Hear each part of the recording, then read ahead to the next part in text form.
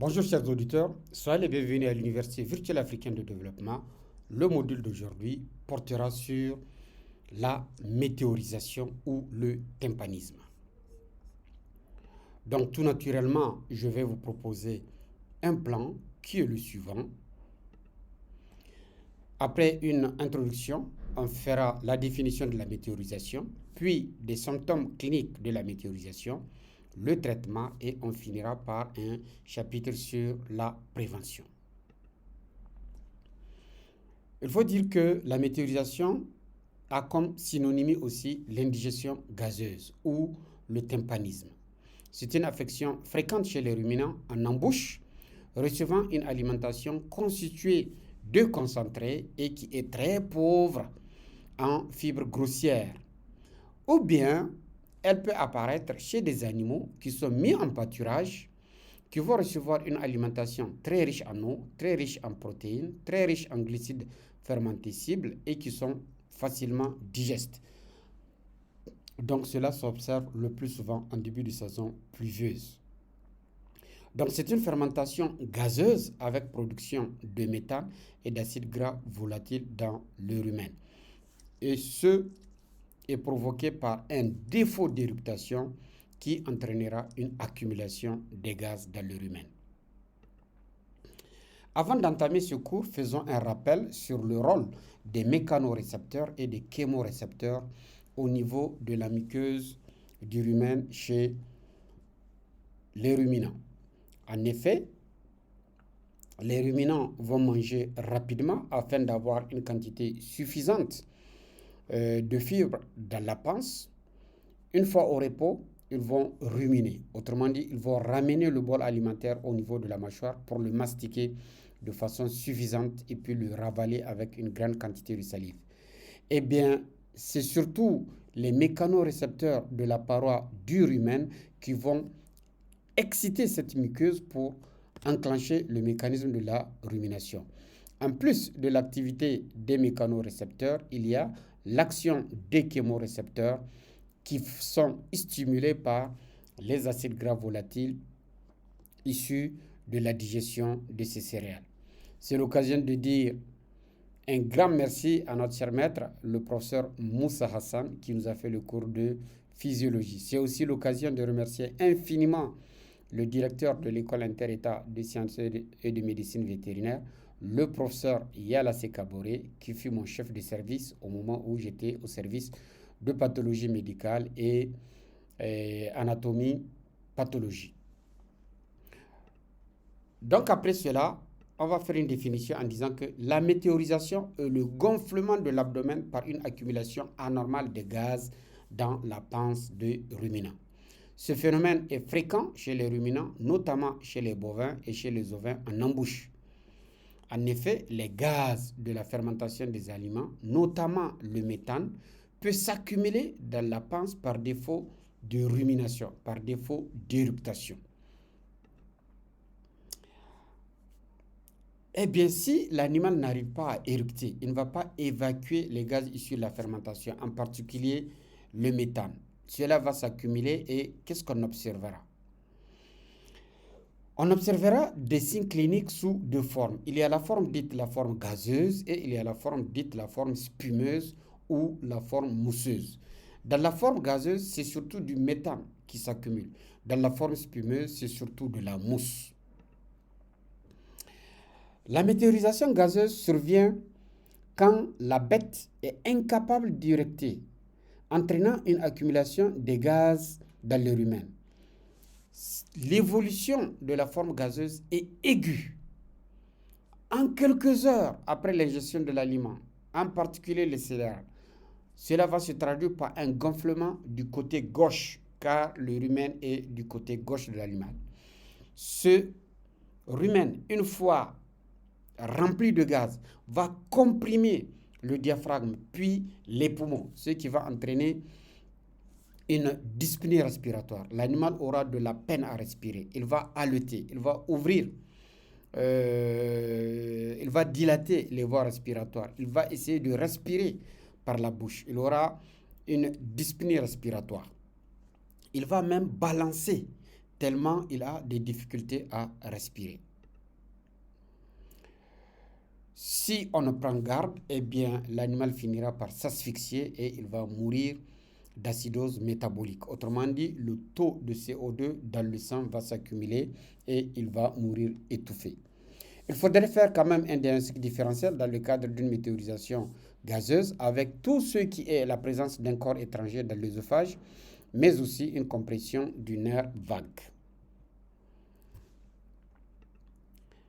Eh bien, de façon imagée, voilà ce qui se passe. Là, nous avons un bovin. Sur le côté gauche, vous avez légèrement un gonflement. Eh bien, le gonflement, il s'accentue. Et puis, à un certain moment, nous voyons carrément l'abdomen qui est distendu, en particulier du côté gauche.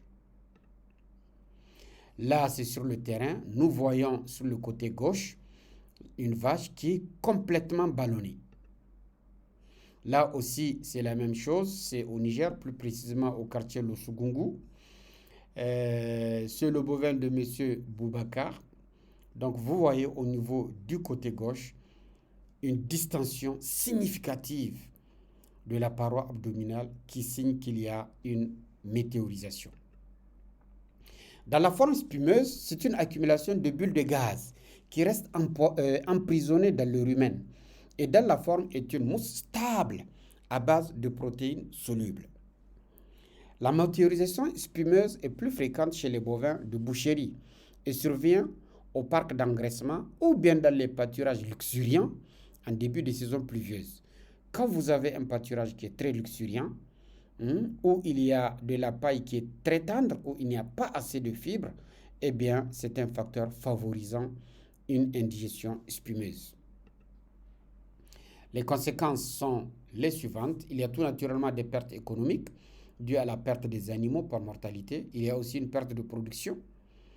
La mort va s'expliquer par l'asphyxie de l'animal et puis suivi de la mort. Il y aura une perturbation de la production et même de la reproduction. En ce qui concerne le traitement, tout d'abord, il faut intervenir rapidement. Ça veut dire que c'est une urgence médicale. On peut utiliser une sonde œsophagienne. Elle présente l'avantage d'être moins traumatisante et elle permet d'évacuer rapidement les gaz et de soulager l'animal. À défaut d'une sonde œsophagienne, on peut utiliser un trocar. Le trocar sera implanté sur le côté gauche dans la partie supérieure du rumen. Toutefois, le trocar est traumatisant. À défaut d'un trocar, vous pouvez utiliser une aiguille, de préférence une aiguille de calibre relativement élevé, sinon les jus du rumen vont boucher l'aiguille. Il vous faut une aiguille G16 plutôt qu'une aiguille G20 ou G21 qui est relativement petite. L'aiguille G16, c'est l'aiguille de couleur rose. Une fois que vous avez évacué les gaz, il faut réguler la digestion. Donc, il faut un régulateur de la digestion. Dans ce cas, vous pouvez utiliser du carbonate de calcium, du carbonate de magnésium, que vous pouvez trouver dans des produits comme le rumigastril, le météorivène ammoniaqué, le météoriquinol. Vous pouvez aussi utiliser des fibres grossières si toutefois l'animal arrive à manger afin de relancer la rumination en excitant les mécanorécepteurs et les chémorécepteurs de la paroi du rumen. Donc voilà une sonde œsophagienne. Vous l'ouvrez, vous la lavez, vous ouvrez, vous écartez les deux mâchoires et puis vous mettez au niveau de l'œsophage pour descendre jusque dans le rumen. Et puis vous allez voir le gaz se dégager.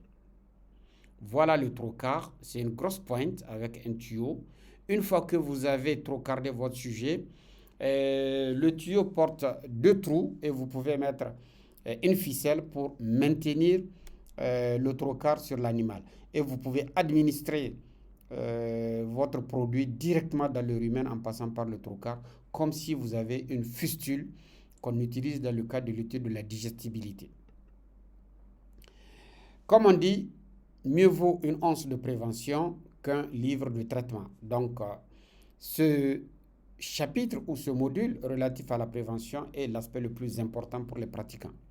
car comme vous le savez, notre intervention, c'est d'une part accompagner les producteurs afin de produire suffisamment et que nous puissions atteindre notre sécurité alimentaire et notre souveraineté, mais aussi permettre à des jeunes d'accéder à des connaissances afin d'entreprendre et de se lancer dans la production. C'est l'occasion vraiment de pousser tous les vétérinaires, de leur dire que c'est le moment de s'investir, c'est le moment d'être soi-même son propre employeur que d'être un simple fonctionnaire. En termes de prévention, il faudrait donner des aliments qui contiennent des fibres grossières, au moins 60%. L'alimentation des ruminants doit contenir au moins 60% de fibres grossières. Il faudrait aussi une alimentation complémentée en monenzyme, qui est un produit chimique qui régule la flore microbienne et qui est sous forme de bolus. On peut donner du poloxalène qui casse les bulles de gaz et ce dernier va être évacué par éructation. Là, c'est lorsque nous avons une indigestion spumeuse qu'on peut utiliser le poloxalène. Et bien voilà le Rumenzen bolus.